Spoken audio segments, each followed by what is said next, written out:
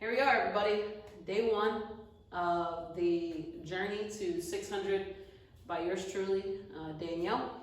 What I wanted to do in this video is talk a little bit about upfront the journey, about myself, about where I'm at currently, mainly my current health and where I'm coming from when it comes to what I did on the ACFTs before. So last year, 2020, as it was for a lot of people, a lot of gyms closed down. So I spent a majority of 2020 from March until about October, November timeframe training for the Marine Corps Marathon. That was my only goal. Running outside was easy enough, so that's what I decided to do. You can see right here behind me, I did that. But I didn't do pretty much any weightlifting, any training, sprinting, anything along those lines. And so that's kind of preface to where I was whenever I took the ACFT in November. Late October 2020, I did an event called Barbells for Boobs with a CrossFit gym, local CrossFit gym. I didn't CrossFit either. Just did a lot of pull-ups and ended up tearing my rotator cuff, 2 tendons in my rotator cuff, late October. I didn't know that that's what happened. I just thought it was sore. I thought it was hurting. And so November 6th of 2020, I took the ACFT with my unit. So what we're going to do is take a look at my numbers. My thoughts about my numbers are that without any training for the ACFT, without focusing on any events, any strength events and things of that nature, in addition to an injury, I think that I was in a pretty good place for what I did in November. So let's take a look at these numbers. All right, so the 3-rep max and the standing power throw and the hand release push-up.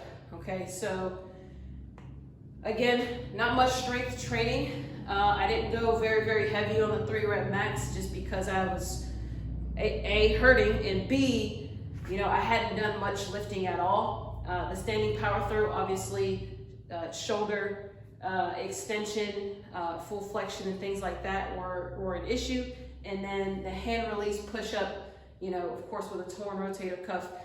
So I still think I did pretty well, having had the injury as well as the struggle of the ACFT in general. The sprint direct carry just makes children of us all. It's a beast no matter what. So that was my time. I definitely think I can improve on that.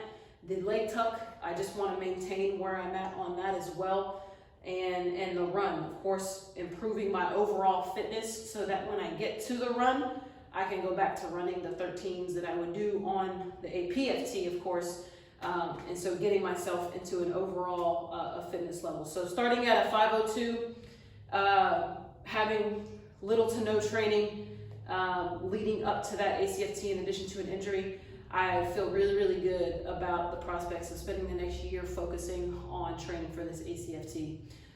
So the last few months I have spent rehabbing my shoulder, trying to return to a baseline fitness, lifting weights a little bit more. I still do run a lot. It's one of my passions. I love to do it. But I've spent a lot of time just kind of returning to baseline fitness and baseline strength the last few months. And so now I'm going to start focusing on the ACFT and the training that's involved in that. So the way ahead, right? So many, many videos will be covering exactly what I'm doing for training, exactly what type of strength exercises, aerobic, all that stuff that I'm going to be doing. But I did want to talk about 4 main things that I'm going to be focusing on for the next year. Of course, physical training, right? So that's just the programming in general. You saw some of my credentials in the intro video. So I'm very, very knowledgeable and capable of programming for myself. And I know my body and my strengths and weaknesses very well. So I'm going to be dividing the next year up into about 4 cycles of training that are about 12 to 13 weeks each. Sleep and recovery. This is going to be really, really big. everyone's jobs are different. The demands, the lack of sleep, the excess of sleep, if you're one of those soldiers, it's going to be tough. But I do understand that there's an it's extremely important for there to be some emphasis on sleep and recovery. I just read something the other day that said that, you know, sleep debt is a real thing, right? Up to 14 days of sub 8 hours of sleep is equivalent to someone who stayed up for 24 to 48 hours straight. Okay, so that's going to definitely be an important part of the training process and making sure that I can get to where I want to get come next March. Nutrition, also a very, very big part of this journey. Fueling the workout, not doing it to lose weight, to look better, anything along those lines. Food is fuel, and I understand that, and that's going to be a large part of my journey, fueling what I'm doing for that day, for that week, for that month, and the goal of that cycle of training, and in the long term for that 600. Mental and spiritual. So this is also this is of course in no particular order, but that's also a very, very big part of my journey. Having the mental toughness to be able to accomplish something like this, having the faith that it's going to serve a purpose. I feel like sharing my journey with you guys is the purpose in this, and helping you guys be motivated and have some inspiration and see that that it can possibly happen. And then lastly, but definitely not least, the support system. So my family, my puppies, you guys, right? Whoever's following me along, giving me words of encouragement, advice, whatever you got, go ahead and send it.